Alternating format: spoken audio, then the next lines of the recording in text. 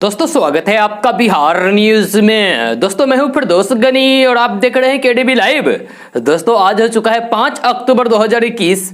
तो आज के बिहार की टॉप न्यूज लेकर आए हैं आपके लिए। दोस्तों वीडियो स्टार्ट करने से पहले आपसे एक रिक्वेस्ट है, अगर आप नए आए इस चैनल पर तो फिर इस चैनल को सब्सक्राइब करके बेल आइकन को भी प्रेस कर दीजिए और साथ में वीडियो को लाइक कर दीजिए, अपने दोस्तों के साथ शेयर भी कीजिए। तो चलिए दोस्तों स्टार्ट करते हैं आज की पूरे बिहार की टॉप न्यूज। दोस्तों आज बिहार की खबर में सबसे पहले उत्तर प्रदेश की बात करते हैं। जी हां, तो उत्तर प्रदेश के लखीमपुर खीरी में हिंसा के दौरान 4 किसानों, 3 बीजेपी कार्यकर्ताओं और एक पत्रकार की जान चली गई। ये घटना हालांकि परसों की है। इस हिंसा के बाद किसानों का प्रदर्शन अभी तक जारी है और वे मारे गए किसानों के शव को सड़क पर रखकर प्रदर्शन कर रहे हैं। किसान कई मांगों पर अड़े थे। अब खबर है कि किसानों और लखीमपुर खीरी प्रशासन के बीच समझौता हो गई है। जब बताया जा रहा है कि हिंसा के दौरान मारे गए सभी मृतकों को 45 लाख रुपए की आर्थिक सहायता दी जाएगी। साथ ही मृतकों के परिवारों के एक सदस्य को नौकरी दी जाएगी। दोस्तों बिहार में बिजली विभाग अपने ही कारनामे के कारण हमेशा सुर्खियों में रहता है। कभी बिल वसूली को लेकर तो कभी अघोषित कटौती या फिर नया कनेक्शन देने में विभाग के कारनामे इस बार सभी हद को पार कर चुका है। विभाग ने भागलपुर में एक कारोबारी के यहां से 19 लाख का बिजली बिल भेजा है। भागलपुर जिला के सुर्खीकल खान पट्टी के कारोबारी प्रशांत कुमार की 19 लाख का बिल देखकर होश उड़ गए। उनका कहना है कि अब बिजली बिल को कम करने के लिए विभाग का चक्कर लगाना होगा। आम लोगों की तो बिजली विभाग जल्द सुनता भी नहीं है। अभी सप्ताह भर पहले मीटर रीडर आया था और स्पॉट बिलिंग की थी, जिसमें उनकी ओर से 19,45,809 रुपए का बिल थमा दिया गया। दोस्तों खीर खाने के बाद अचानक से 33 सिपाहियों की तबीयत बिगड़ गई। आनंद फानन में सभी को इलाज के लिए हॉस्पिटल में भर्ती कराया गया। मामले की सूचना वरिष्ठ पुलिस अधिकारियों को मिली तो हरकंप मच गया। एसपी ने तुरंत मामले की जांच का आदेश दिया है। शुरुआती जांच में बात फूड पॉइजनिंग की सामने आ रही है। मामला बिहार के पूर्वी चंपारण जिले के मोतिहारी में स्थित गंडक कॉलोनी का है। यहाँ सीआरपीएफ के बैरक में रह रहे जिला पुलिस बल के 33 जवान फूड पॉइजनिंग का शिकार हो गए। खाने में खीर खाने के बाद जवानों को उल्टी और पेट दर्द की शिकायत शुरू हो गई। इतनी भारी संख्या में जवानों के अचानक बीमार पड़ने से वहां अफरा तफरी मच गई। आनंद फानन में सभी को सदर अस्पताल में भर्ती कराया गया है, जहां इलाज जारी है। दोस्तों मानसून के अंतिम दौर की जोरदार बारिश के साथ धान के फसल को फायदा पहुंचाने की उम्मीद थी, लेकिन कुछ जिलों में इससे नुकसान भी हुआ है। यानी कि धान की फसल को इस बारिश से नुकसान हुआ है। सिवान में 89,000 हेक्टेयर में धान की फसल लगी थी। अतिवृष्टि से 470 हेक्टेयर की फसल बर्बाद हुई है। कृषि पदाधिकारी जयराम पाल के अनुसार विशेष नुकसान नहीं है। आकलन किया जा रहा है सारण में 78,650 हेक्टेयर में फसल लगी है। बाढ़ और अतिवृष्टि से 19,420 हेक्टेयर फसल को नुकसान हुआ है। भोजपुर जिले में 93,000 हेक्टेयर में धान की फसल लगी है। जिला कृषि पदाधिकारी मनोज कुमार ने बताया है कि बाढ़ और अतिवृष्टि से 17,000 हेक्टेयर फसल क्षति का अनुमान है। बेगूसराय जिले में लगातार तेज हवा के साथ बारिश होने से फसल गिर गई है और सड़ने की संभावना है। 1,000 हेक्टेयर की फसल को नुकसान पहुंचा है। जहां औरंगाबाद जिले में 1,55,000 हेक्टेयर में धान की रोपनी हुई है। यहां अतिवृष्टि से फसल की बर्बादी नहीं हुई है। जिला कृषि पदाधिकारी रणवीर सिंह ने बताया है कि जिले के किसी भी प्रखंड में बारिश से फसल को नुकसान नहीं हुआ है। जहानाबाद जिले की बात करें तो जहानाबाद जिले में 51,000 हेक्टेयर में फसल लगाई गई है। कृषि पदाधिकारी सुनील कुमार ने बताया है कि ज्यादा बारिश से फसल को नुकसान की सूचना नहीं है। वहीं अरवल जिले की बात करें तो अरवल के कृषि पदाधिकारी विजय कुमार द्विवेदी ने बताया है कि 42,000 हेक्टेयर में रोपनी हुई है। ज्यादा बारिश से फसल बर्बाद नहीं हुई है। कैमूर जिले की बात करें तो कैमूर जिले में कुल 1,08,000 हेक्टेयर में धान की खेती हुई है। लगातार बारिश से कहीं कोई क्षति नहीं हुई है। रोहतास जिले में 2 लाख हेक्टेयर में रोपनी हुई है। गया जिले में 1,73,162 हेक्टेयर में धान की फसल लगाई गई है। जिला कृषि पदाधिकारी सुदामा महतो ने बताया है कि गया में अधिक पानी की जरूरत होती है। अब बारिश से धान को फायदा पहुंचा है। नवादा जिले की बात करें तो नवादा जिले में 89,000 हेक्टेयर में धान का अच्छदान हुआ है। दोस्तों अब बात करते हैं कि यूपी बिहार सहित देश भर के युवाओं के लिए 1978 पदों पर वैकेंसी निकाली गई है। जी हाँ, ये वैकेंसी राष्ट्रीय आपदा प्रतिक्रिया बल के द्वारा निकाली गई है, यानी कि एनडीआरएफ के द्वारा निकाली गई है। इच्छुक उम्मीदवार प्रकाशित नोटिफिकेशन को पढ़े तथा अपनी योग्यता के अनुसार आवेदन की प्रक्रिया को पूरा करें। इन पदों के लिए आवेदन की सीमा की बात करें तो इन पदों पर आवेदन करने के लिए उम्मीदवारों की आयु सीमा कम से कम 21 साल एवं अधिक से अधिक 45 साल होनी चाहिए। ये आयु में छूट की जानकारी आप नोटिस से प्राप्त करें। अगर आप भी इसके लिए अप्लाई करना चाहते हैं तो आप www.ndrf.gov.in पर जाकर के अप्लाई कर सकते हैं। दोस्तों, उत्तर प्रदेश के लखीमपुर खीरी में रविवार को किसानों पर गाड़ी चलाने की घटना को लेकर कांग्रेस नेता कन्हैया कुमार कड़ी नाराजगी जाहिर की है। हाल ही में कांग्रेस पार्टी ज्वाइन करने वाले कन्हैया कुमार ने एक ट्वीट में कहा है कि मिट्टी को रौंद कर सोना बनाने वाले किसानों को भाजपा गाड़ियों से रौंद रही है। सुन लो बेईमान, किसानों के ऊपर गाड़ियां चलाकर उनकी मांग को कुचल नहीं पाओगी, लेकिन भारत के किसान तुम्हारे सत्ता के अहंकार को जरूर कुचलेंगे। आपको बता दें कि लखीमपुर की घटना को लेकर राजधानी लखनऊ में सड़कों पर संग्राम देखने को मिल रहा है। पिछले 2 दिनों के अंदर कई बड़े विपक्षी नेताओं को प्रशासन ने लखीमपुर जाने से रोका गया है। इसी वजह से विपक्ष अब सड़क पर उतर आया है। कांग्रेस और समाजवादी पार्टी के कार्यकर्ता प्रदर्शन कर रहे हैं। वहीं यूपी पुलिस अखिलेश यादव को हिरासत में ले लिया है। प्रियंका गांधी और आम आदमी पार्टी के नेता संजय सिंह को भी नजरबंद कर दिया गया है। कन्हैया कुमार के अलावा लखीमपुर की घटना पर आरजेडी नेता तेजस्वी यादव ने भी अपनी प्रतिक्रिया दी है। तेजस्वी यादव ने कहा है कि हमारे देश में अन्नदाताओं को ऐसे नरसंहार, सत्ता संरक्षित विभस्त अत्याचार से जूझना पड़ेगा। यह अब तक अकल्पनीय था, पर यह न्यू इंडिया है। दंगाई सत्ता में है और संवैधानिक संस्थाएं डरी सहमी हैं। लखीमपुर खीरी में हुई हैवानियत को माफ नहीं किया जा सकता है, हरगिज नहीं। तो अगर आप नहीं जानते हैं कि लखीमपुर में आखिर हुआ क्या है तो हम आपको भी बताने जा रहे हैं, आप रुकिए। तो आपको बता दूं कि रविवार को लखीमपुर खीरी में किसानों के प्रदर्शन में अचानक उस वक्त हिंसा भड़क उठी जब एक कार से 2 किसानों को कुचल दिया गया। इस घटना में दोनों किसानों की जान चली गई। किसानों ने आरोप लगाया है कि जिस गाड़ी से किसानों को कुचला गया वह केंद्रीय गृह राज्य मंत्री अजय मिश्रा के बेटे की कार थी। वहीं इस घटना के बाद इलाके में भीड़ उग्र हो गई और गाड़ियों में तोड़फोड़ और आगजनी करना शुरू कर दिया गया। इसके बाद अभी तक कुल मिलाकर 8 लोगों की जान चली गई है।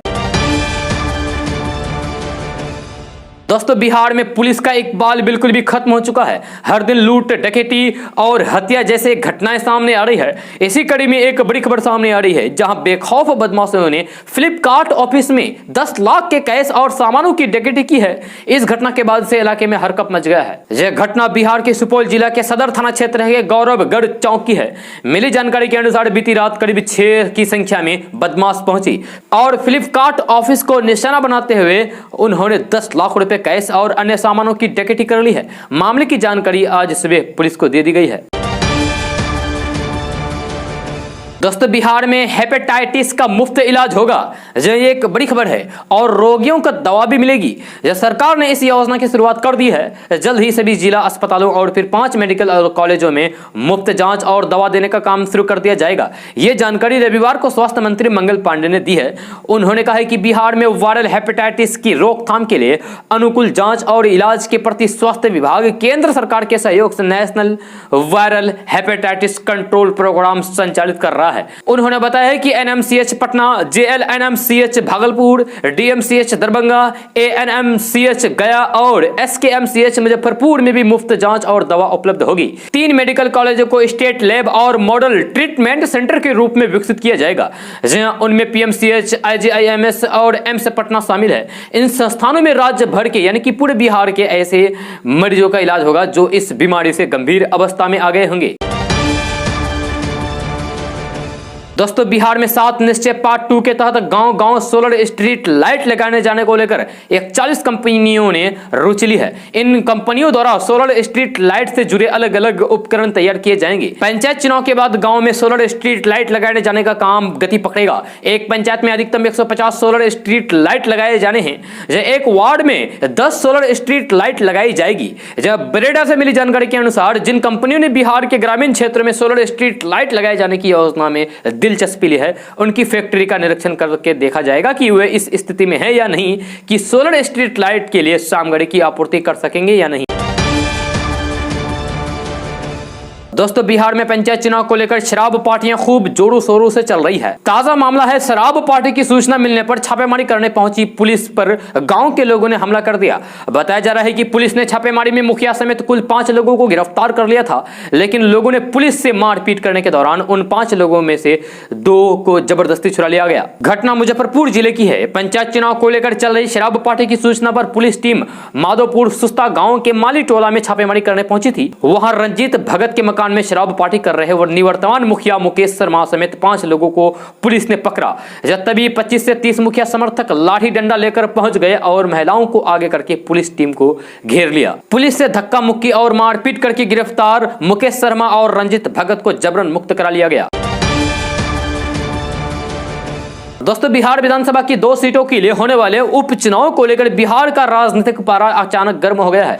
यह खासकर महागठबंधन में जहां आरजेडी और कांग्रेस के रिश्तों में दरार साफ दिखने लगी है, दोनों दल एक दूसरे के खिलाफ ताल ठोक रहे हैं। दोनों ने उपचुनाव में अपने अपने प्रत्याशी खड़े करने की घोषणा कर दी है। जहां आरजेडी ने तो अपने दोनों प्रत्याशियों के नाम तक का भी ऐलान कर दिया है। कुशेश्वर स्थान से गणेश भारती और तारापुर से अरुण कुमार शाह को प्रत्याशी बनाया गया है। अब राजनीतिक हलकों में इस बात की चर्चा हो रही है कि आखिर ऐसा क्यों हो गया कि आरजेडी ने अचानक दोनों जगह यानी कि कुशेश्वर स्थान और तारापुर से अपने प्रत्याशी घोषित कर दिए हैं। तो यह बात निकलकर सामने आई है कि जैसे ही सीपीआई नेता कन्हैया कुमार ने कांग्रेस पार्टी का दामन थामा, उसी वक्त आरजेडी नेताओं और प्रवक्ताओं के सुर कांग्रेस को लेकर बदलते दिखने लगे हैं। जहां आरजेडी नेताओं की नाराजगी छिप नहीं रही थी। आरजेडी के वरिष्ठ नेता शिवानंद तिवारी ने तो तंज कसते हुए कहा कि कन्हैया कुमार को कांग्रेस का अध्यक्ष ही बना देना चाहिए, जो पिछले 2 साल से खाली पड़ा है। जब शिवानंद तिवारी ने कहा कि कांग्रेस बाहरी लोगों पर ज्यादा भरोसा करती है, उसे पहले अपने लोगों पर भरोसा करना चाहिए। आरजेडी के वरिष्ठ नेता भाई वीरेंद्र ने तो कन्हैया कुमार को जानने से ही इनकार कर दिया। जब कांग्रेस में कन्हैया के शामिल होने पर जब उनसे सवाल किया गया तो उन्होंने कहा कि कौन है कन्हैया कुमार, मैं नहीं जानता उसे।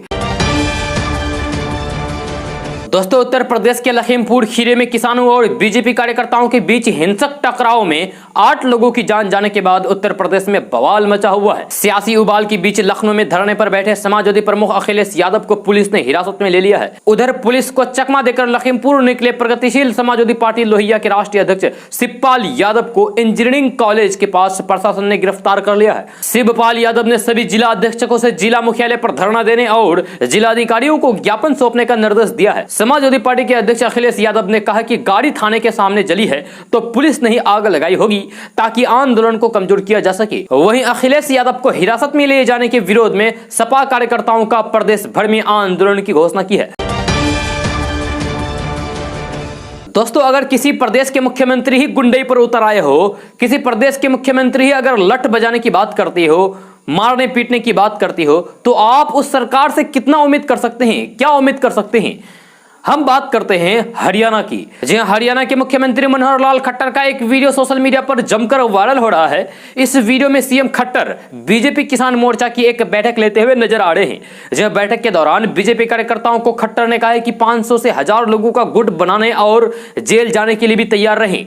जब सीएम ने कार्यक्रम में कहा कि दक्षिण हरियाणा में ज्यादा समस्या नहीं है और ये राज्य के उत्तर और पश्चिमी जिलों तक सीमित है। जब सीएम खट्टर ने सीधे सीधे किसानों को लेकर बात कही है, यानी कि किसानों को मारने की बात कही है। उन्होंने कहा कि 500, 700, 1000 लोगों का समूह बनाओ, उन्हें स्वयं सेवक बनाओ और उसके बाद हर जगह जैसे को तैसा करो। सीएम मनोहर लाल खट्टर ने कार्यकर्ताओं से कहा कि डंडा उठा लो। उन्होंने आगे कहा कि चिंता मत करो, जब आप 1 महीना या 3 महीना या फिर 6 महीने तक जेल में रहोगे तो आप बड़ा नेता बन जाओगे, आपका नाम इतिहास में दर्ज हो जाएगा। सोशल मीडिया पर खट्टर के टिप्पणी वाले वीडियो के तेजी से वायरल होने के बाद कांग्रेस ने आरोप लगाया है कि मनोहर लाल खट्टर कथित तौर पर बीजेपी के समर्थकों से किसानों के वीडियो लखीमपुर में हुई घटना के बाद तेजी से शेयर किया जा रहा है।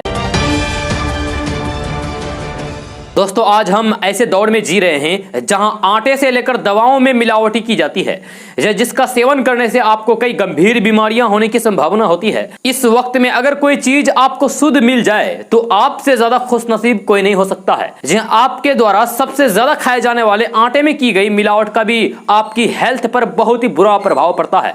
यानी कि आपकी सेहत पर बहुत ही बुरा प्रभाव पड़ता है मिलावटी आटे खाने से। ऐसे में गेहूं के आटे में चॉक पाउडर या फिर मैदे की मिलावट की जाती है। या तो आइए हम आपको कुछ आसान से टिप्स बताने जा रहे हैं जिनकी मदद से आप मिलावटी आटे की पहचान कर सकते हैं। जी, मिलावटी आटे को पहचानने के लिए आप सबसे पहले एक गिलास में पानी लेकर फिर उस पानी में आधा चम्मच आटा डाल दें। इसके बाद अगर आपके गिलास के इस पानी में कुछ तैरता हुआ दिखने लगे तो आप समझ जाएं कि आप बाजार से मिलावटी आटा खरीद कर लाए हैं। अगर आप चाहे तो नींबू के प्रयोग से भी मिलावटी आटे की पहचान कर सकते हैं। इसके लिए आप एक चम्मच आटा लेकर उसमें नींबू के रस की कुछ बूंदे डाल दें। अगर नींबू के रस की बूंदों से आपके आटे में बुलबुले बनने लगते हैं तो आप समझ जाएं कि आपके द्वारा खरीदा गया आटा मिलावटी है। इसके साथ हम आपको बता दें कि आटे में ये बुलबुले उस वक्त बनते हैं जब आटे में खरिया मिट्टी डालकर मिलावटी की गई होती है। दोस्तों, मधेपुरा कोर्ट ने 32 साल पुराने अपहरण के मामले में जन अधिकार पार्टी के राष्ट्रीय अध्यक्ष पप्पू यादव को बरी कर दिया है। सोमवार को अंतिम फैसला सुनाते हुए पप्पू यादव को सबूतों के अभाव में रिहा कर दिया है।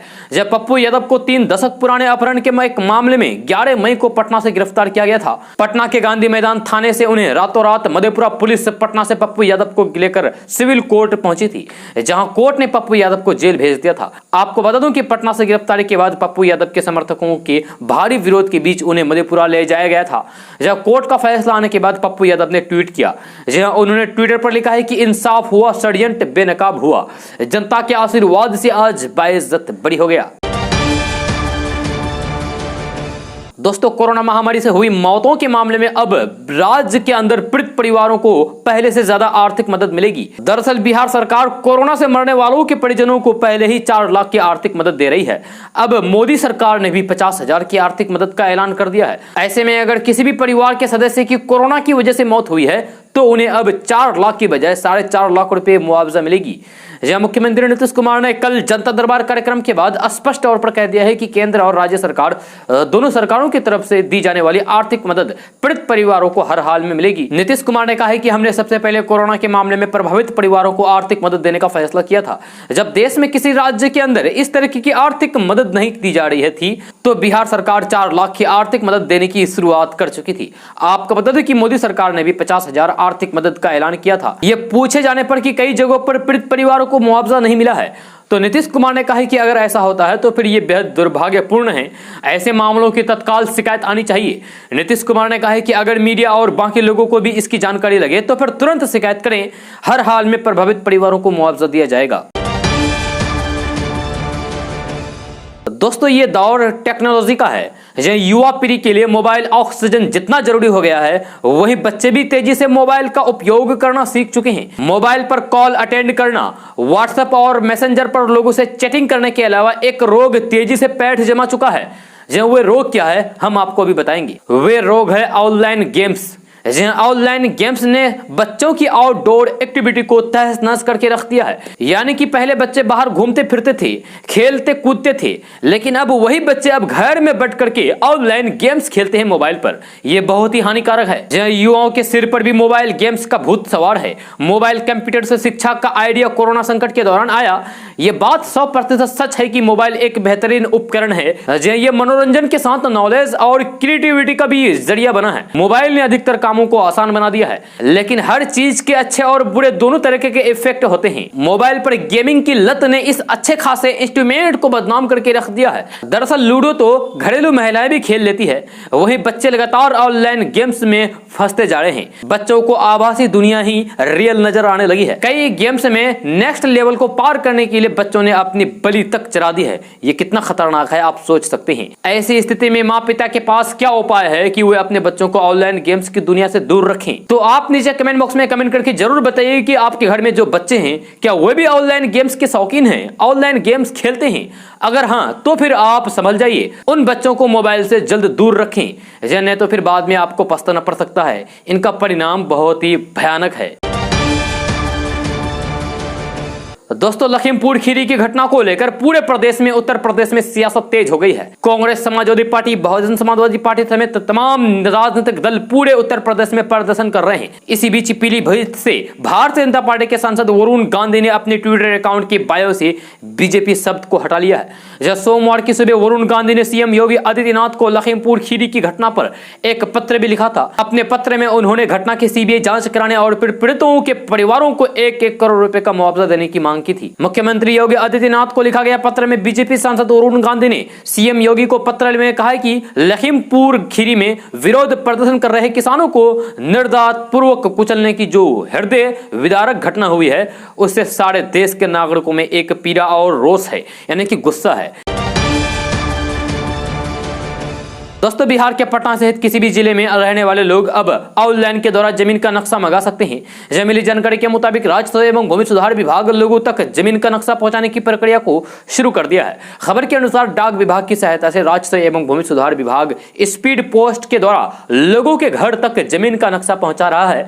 इसके लिए आपको भू अभिलेख और परिमाप निदेशालय की वेबसाइट पर जाकर ऑनलाइन के द्वारा आवेदन देना होगा। अगर आप अपने घर में ऑनलाइन के द्वारा जमीन का नक्शा मंगाना चाहते हैं तो आप अभिलेख और परिमाप निदेशालय की वेबसाइट dirs.bihar.gov.in पर विजिट करें। आप इसी वेबसाइट से आसानी से अपने घर पर जमीन का नक्शा मंगा सकते हैं।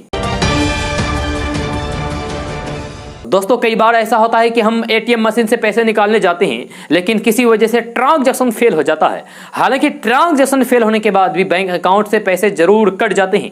इस हालात में परेशान होने की जरूरत नहीं है। अगर आपका ट्रांजैक्शन फेल होने के बाद भी अकाउंट से पैसे कट रहे हैं तो इसकी शिकायत उस बैंक को करें जिसके आप ग्राहक हैं। बैंक के कस्टमर केयर में कॉल करके आप ये शिकायत कर सकते हैं। अगर बैंक के निर्धारित समय के भीतर आपके खाते से डेबिट की गई राशि को वापस नहीं करता है तो मुआवजा का प्रावधान है। आरबीआई के नियमों के मुताबिक बैंक को शिकायत के 5 दिन के भीतर इसका समाधान करना होता है। अगर इस अवधि में बैंक ने समाधान नहीं किया तो फिर इसके बाद 100 रुपए प्रतिदिन के हिसाब से मुआवजा देना होता है। आरबीआई का यह नियम सभी ऑथराइज के लिए लागू कर दिया गया है।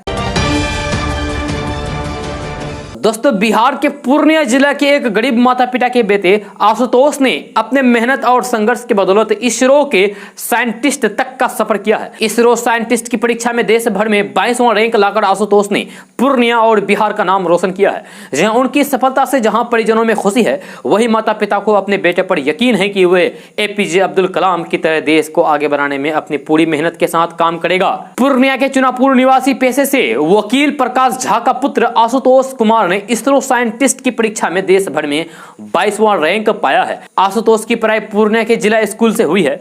इसके बाद उसने उड़ीसा से बीटेक और आईआईटी दिल्ली से एमटेक किया है। उन्हें बचपन से ही साइंस में लगाव था। वे एपीजे अब्दुल कलाम को अपना आदर्श मानते हैं। आशुतोष की मां कहती हैं कि गरीबी के कारण पढ़ाई लिखाई में उन्हें काफी संघर्ष करना पड़ा, लेकिन अपने संघर्ष और मेहनत की बदौलत आज उनका बेटा न केवल इसरो में साइंटिस्ट बनेगा बल्कि इस ख्याति प्राप्त परीक्षा में देश भर में 22वां स्थान पाया है। वे लोग चाहते हैं कि उनका बेटा भी missile man doctor APJ Abdul Kalam की तरह आगे बढ़कर देश की सेवा करें और देश को आगे बढ़ाएं। आशुतोष के पिता विनय प्रकाश झा कहते हैं कि उसने काफी संघर्ष करके आशुतोष को पढ़ाया है।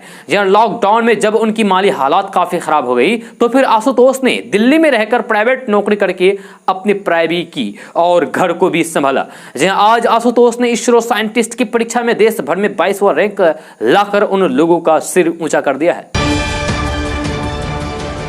दोस्तों, बिहार के उत्तरी इलाके में लगातार हो रही बारिश लोगों के लिए परेशानी के साथ साथ मौत का भी सबब बनने लगी है। बारिश के कारण हुई तबाही का ताजा मामला समस्तीपुर जिले से जुड़ा है, जहां के दलहिन सराय अनुमंडल के क्षेत्र की विदाती नगर प्रखंड इलाके में लगातार हो रही बारिश की वजह से रविवार की देर रात एक खपरेल मकान जमीन दोज हो गया, यानी कि गिर गया।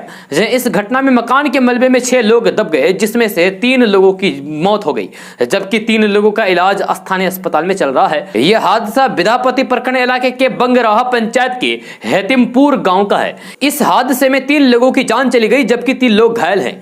हादसे में जख्मी होने वालों में 3 बच्चे शामिल हैं, जिन्हें इलाज के लिए स्थानीय अस्पताल में भर्ती कराया गया है। दोस्तों, बिहार के सरकारी प्राथमिक विद्यालय में जल्द ही शारीरिक शिक्षा और स्वास्थ्य अनुदेशक की बहाली अगले साल शुरू होने की उम्मीद है। इन पदों के लिए बेरोजगार युवा लंबे समय से बहाली शुरू होने की बाट जोड़े हैं, इंतजार करे हैं। जब बिहार सरकार के मंत्रिमंडल ने पिछले दिनों इन पदों पर बहाली के लिए फैसला लिया है, लेकिन पंचायत चुनाव की प्रक्रिया खत्म होने के बाद ही इसको लेकर कवायद शुरू होने की उम्मीद है। मुख्यमंत्री नीतीश कुमार की अध्यक्षता में राज्य के प्राथमिक स्कूलों में 8,368 पदों पर शारीरिक शिक्षा और स्वास्थ्य अनुदेशक की बहाली का फैसला लिया गया है। दोस्तों, बिहार के शेखपुरा जिले से एक खबर सामने आ रही है, जहां की लोदीपुर पंचायत के पटरेटा गांव में मुखिया द्वारा ग्रामीणों से आवास के नाम पर हजारों की ठगी कर लिया गया है। इसको लेकर ग्रामीणों ने बताया है कि 10% ब्याज पर रुपया लेकर आवास के नाम पर, यानी कि घर देने के नाम पर रुपया लिया गया है, ठग लिया है, जिसमें पटरेटा गाँव के दर्जनों ग्रामीणों द्वारा 5-5 हजार रुपया आवास के नाम पर लिया गया था। मुखिया द्वारा ग्रामीणों को बताया गया था कि रुपया दो तभी आवास योजना का लाभ मिल पाएगा। जब ग्रामीणों द्वारा 2 माह पहले ही 5-5 हजार रुपये मुखिया शारदा देवी के पुत्र कंचन कुमार को दिया गया था, लेकिन न ही राशि वापस हो पाया और न ही आवास मिल पाया। ऐसे में ग्रामीणों ने मीडिया के सामने अपना दुखड़ा सुनाते हुए वर्तमान मुखिया शारदा देवी और पुत्र कंचन कुमार पर कार्रवाई करने की मांग किया है। दोस्तों, बिहार विधानसभा की 2 सीटों के लिए होने वाले उपचुनाव में बिहार में विपक्षी गठबंधन के 2 प्रमुख दलों आरजेडी और कांग्रेस को आमने सामने लाकर खड़ा कर दिया है। जहां कांग्रेस के हिस्से की सीट पर आरजेडी की ओर से उम्मीदवार खड़ा किए जाने के बाद दूसरे दलों के नेता भी नसीहत देने लगे हैं। जन अधिकार पार्टी के राष्ट्रीय अध्यक्ष पप्पू यादव और हिंदुस्तानी युवा मोर्चा के राष्ट्रीय अध्यक्ष जीतन राम मांझी ने इस पूरे वाकये पर कांग्रेस को आरजेडी से अलग होने की सलाह दे दी है। जीतन राम मांझी ने इस पूरे प्रकरण को कांग्रेस की बेइज्जती बताया है। तो पप्पू यादव ने कहा है कि कांग्रेस को अब टिकट बेचने वाले दल से छुटकारा पा लेना चाहिए। उन्होंने तो आरजेडी का बीजेपी के साथ अंदर खाने तालमेल होने की बात कही है।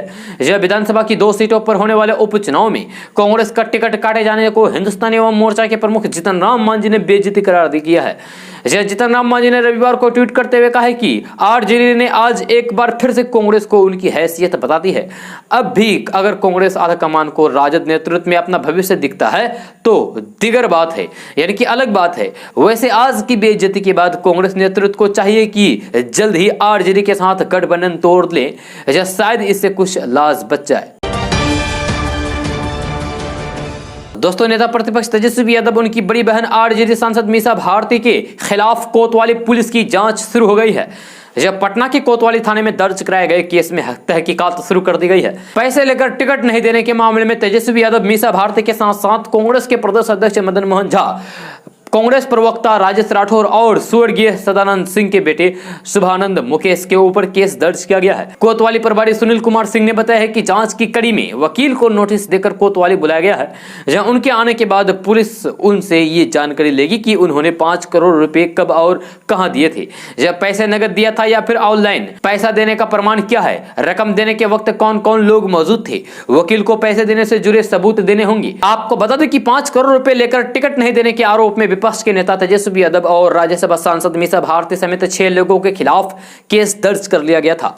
जहां तेजस्वी मीसा के साथ ही कांग्रेस के विधायक मदन मोहन झा, कांग्रेस नेता और पूर्व विधायक सदानंद सिंह, कांग्रेस नेता शुभानंद मुकेश और कांग्रेस के प्रवक्ता राजेश राठौर पर कोतवाली थाने में केस दर्ज किया गया था। अब उसी केस को लेकर जांच शुरू हो गई है। दोस्तों, बिहार का पहला जहाज एमवी गंगा बिहार अब डूबने की कगार पर है। यह जहाज गांधी घाट में है। मरम्मत नहीं होने के कारण दिन प्रतिदिन जहाज दम तोड़ रही है। यहां तक कि इस जहाज के अंदर में एक रेस्टोरेंट भी है, जो शेयर करने के साथ साथ पर्यटक लजीज व्यंजन का लुत्फ उठा सकेंगे। लेकिन दुर्भाग्यवश ये भी है कि आज 5 सालों से ये बंद है। सिर्फ नाम का एमवी गंगा बिहार जहाज है। अब इसकी खूबसूरती खत्म होती जा रही है। जहां पर्यटन निगम के एक अधिकारी ने बताया है कि यह जहाज 2009 में कोलकाता से मुख्यमंत्री नीतीश कुमार ने मंगवाया था। उस समय इसकी कीमत 1,30,00,000 रुपए थी। बिहार का यह पहला जहाज है। इस जहाज में मुख्यमंत्री नीतीश कुमार ने कैबिनेट की बैठक भी की थी, लेकिन अब यह जहाज डूबने की कगार पर है। दोस्तों, अब किसान मत्स्य पालन के साथ साथ बागवानी के सहारे खेती किसानी की नई तस्वीर गढ़ेंगे। जल जीवन हरियाली अभियान के तहत किसानों की आय दोगुनी करने के लिए कृषि विभाग ने पहल की है। अब मत्स्य पालन के लिए नए तालाब खुदवाने वालों को 50% अनुदान दिया जाएगा। जहां एक किसान को 1 हेक्टेयर में नया तालाब खुदवाने पर 3 लाख रुपए तक का अनुदान मिलेगा। नया तालाब खुदाई कराने पर अनुसूचित जाति जनजाति वर्ग के किसानों को 70% तक अनुदान दिया जाएगा। इस योजना का लाभ पाने के लिए अभी तक 180 किसानों ने समस्तीपुर लखीमपुर जिला कृषि विभाग को आवेदन दिया है। आवेदन मिलने के बाद विभागीय पदाधिकारी जमीन के रकबा की ऑन द स्पॉट जांच करेंगे।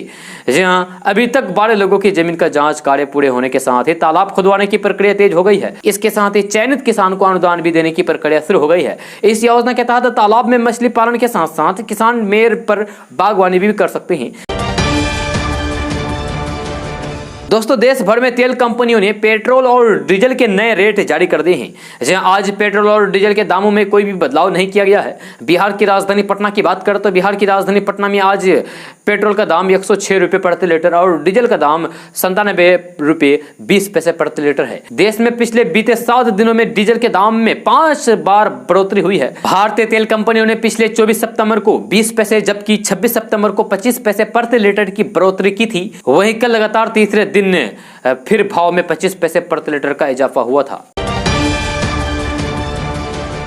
दोस्तों, लोजपा के संस्थापक और पूर्व केंद्रीय मंत्री स्वर्गीय रामविलास पासवान की पहली पुण्यतिथि उनके भाई पशुपति कुमार पारस द्वारा अलग से मनाया जा रहा है। ये पुण्यतिथि 8 अक्टूबर को मनाई जा रही है, जिसमें मुख्य रूप से लोजपा के पारस गुट के समर्थक एवं अन्य नेता शामिल होंगे। इस पुण्यतिथि समारोह को लेकर स्वर्गीय रामविलास पासवान के भाई और केंद्रीय खाद्य प्रसंस्करण उद्योग मंत्री पशुपति कुमार पारस ने महामहिम राज्यपाल फागू चौहान से राजभवन पहुंचकर मुलाकात की तथा 8 अक्टूबर को स्वर्गीय रामविलास पासवान की पहली पुण्यतिथि पर लोजपा कार्यालय पटना में आने का निमंत्रण का कार्ड दिया।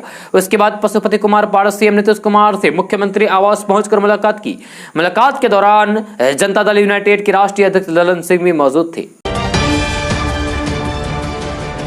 दोस्तों, बिहार के ऊपर कम दबाव का क्षेत्र बना हुआ है। यह उत्तर पूर्व दिशा में आगे बढ़ेगा और धीरे धीरे कमजोर हो जाएगा। एक और चक्रवाती हवाओं का क्षेत्र दक्षिण पश्चिमी बंगाल की खाड़ी के ऊपर है। मौसम की जानकारी देने वाली वेबसाइट स्काईमेट के अनुसार यह समुद्र तल से 5.8 किलोमीटर ऊपर तक फैला हुआ है। गुजरात और राजस्थान को जल्द मानसून अलविदा कहेगा, यानी कि गुजरात और राजस्थान से मानसून जल्द ही चला जाएगा, खत्म हो जाएगा। दोस्तों, बिहार में शिक्षक बहाली प्रक्रिया के दौरान आ रही गड़बड़ी को देखते हुए राज्य सरकार यानी कि बिहार सरकार अब बड़ा फैसला करने जा रही है। जहां स्थानीय जनप्रतिनिधियों की भूमिका अब शिक्षक बहाली की चयन प्रक्रिया में खत्म करने की तैयारी है। शिक्षा विभाग शिक्षकों की बहाली के लिए एजुकेशन रिक्वायरमेंट बोर्ड बनाने जा रहा है। जहां अगले साल हाई स्कूल में 7वें चरण की शिक्षक बहाली की चयन प्रक्रिया में स्थानीय जनप्रतिनिधियों की भूमिका नहीं रहेगी। स्कूली शिक्षकों की बहाली के लिए शिक्षक रिक्वायरमेंट बोर्ड बनेगा। मुखिया, पंचायत समिति प्रमुख, जिला परिषद अध्यक्ष और नगर परिषद अध्यक्ष जैसे जनप्रतिनिधियों की शिक्षक बहाली में भूमिका नहीं होगी। ये चयन समिति और प्रक्रिया से बाहर रहेंगे। इतना ही नहीं, विभाग अब आवेदन की प्रक्रिया को भी बदलने जा रहा है। यह 7वें चरण में हाई स्कूलों में लगभग 40,000 शिक्षकों की बहाली होगी। अभी हाई स्कूलों में 6ठे चरण के तहत 32,714 शिक्षकों की बहाली प्रक्रिया चल रही है। अगले साल जनवरी तक 6ठे चरण की बहाली पूरी होने की उम्मीद है। दोस्तों, उत्तर प्रदेश के लखीमपुर खीरी के सांसद और केंद्रीय गृह राज्य मंत्री अजय मिश्रा टेनी का एक वीडियो सोशल मीडिया पर वायरल हो रहा है, जिसको लेकर लोग अपनी नाराजगी व्यक्त कर रहे हैं। जब वीडियो में देखा जा सकता है कि गाड़ी से जा रहे सांसद अजय मिश्रा को प्रदर्शन कर रहे किसान काले झंडे दिखा रहे हैं, वही मंत्री उनको चिढ़ाते हुए नजर आ रहे हैं। इस वीडियो के साथ उनका एक और वीडियो वायरल हो रहा है, जिसमें वे किसानों को धमकी भरे लहजे में कहते दिख रहे हैं कि 10 या 15 आदमी वहां बैठे हैं, अगर हम उधर भी जाते हैं तो फिर भागने के लिए रास्ता नहीं मिलता। वो कह रहे हैं कि हम आपको सुधार देंगे 2 मिनट के अंदर। मैं केवल मंत्री नहीं हूं, सांसद विधायक नहीं हूं। सांसद बनने से पहले जो मेरे विषय में जानते होंगे उनको ये भी मालूम होगा कि मैं किसी चुनौती से भागता नहीं हूं, और जिस दिन मैंने उस चुनौती को स्वीकार करके काम करना शुरू कर दिया, उस दिन बलिया नहीं लखीमपुर तक छोड़ना पड़ जाएगा, याद रखना। सोशल मीडिया यूजर्स का कहना है कि विवादित बयान के बाद ही किसानों का आक्रोश बढ़ गया। दोस्तों, आज का न्यूज बस यहाँ तक। कैसा लगा जरूर अपना सुझाव दीजिएगा नीचे कमेंट बॉक्स में कमेंट करके। अगर आप नए आए इस चैनल पर तो फिर चैनल को सब्सक्राइब करके बेल आइकन भी प्रेस कर दीजिए और साथ में वीडियो को लाइक कर दीजिए, अपने दोस्तों के साथ शेयर भी कीजिए। तो चलो दोस्तों, फिर मिलते हैं अगले वीडियो में। जय हिंद, जय बिहार।